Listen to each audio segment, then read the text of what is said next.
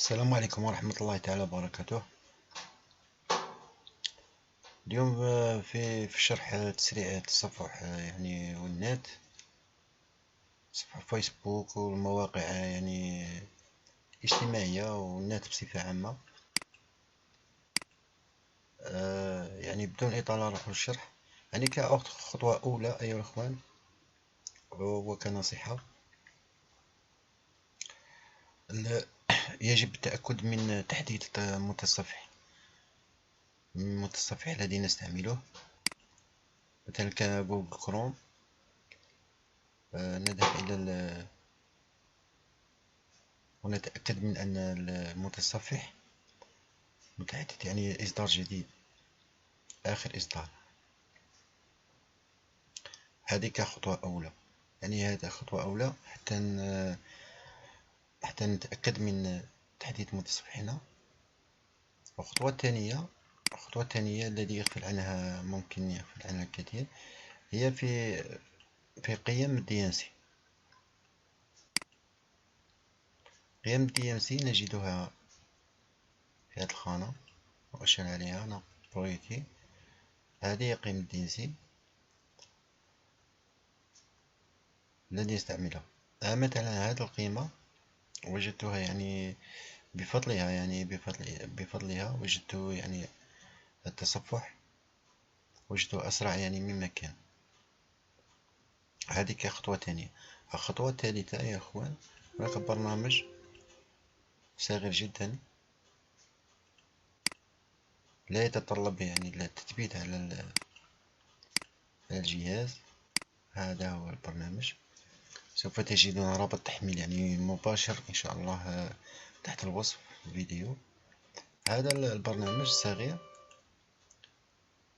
يساعدنا في الإيجاد على القيم، يعني قيم الدي ان سي السريعة، يعني سريع التصفح. كيف يعمل هذا البرنامج؟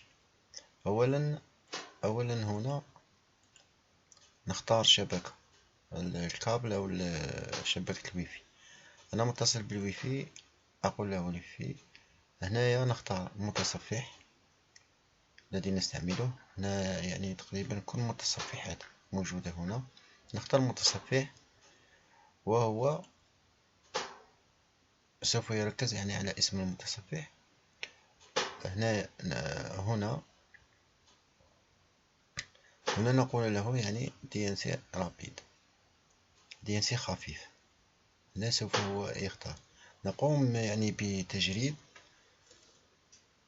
دي ان سي. نضغط هنا لونسي تيست دي ان سي،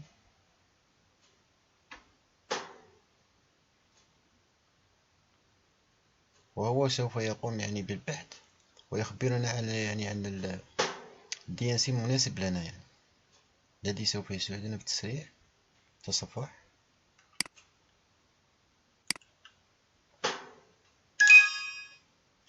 ها قد وجد الدي ان سي يعني المناسب لي أنا. أنتم ممكن يجد نفس القيمة وقيمة أخرى.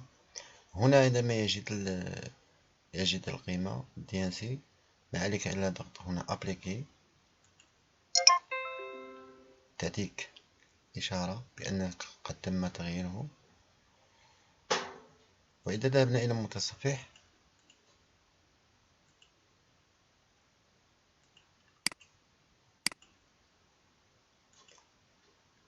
وتصفحنا يعني مثلا كالفيسبوك، نجد يعني اختلاف كبير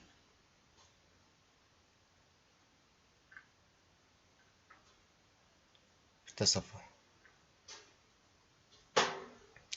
والإخوة الكرام، في الأخير يعني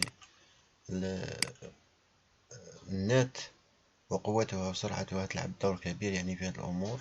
يعني ما هذه أمور غير كما يقولون يعني تكميلية وإعدادات يعني لازمة، ولكن سرعة النت لها دور كبير. يعني لو كانت يعني النت سريعة كنا قد استغنينا عن هذه الأمور كلها. أتمنى أن ينال إعجابكم الشرح، وفي الآخر أطلب منكم ألا تنسوا الاشتراك وترك التعليق يعني في تحت أسفل الفيديو. أي استفسار المهم ترك تعليق، وجزاكم الله خيرا، والسلام عليكم ورحمة الله تعالى وبركاته.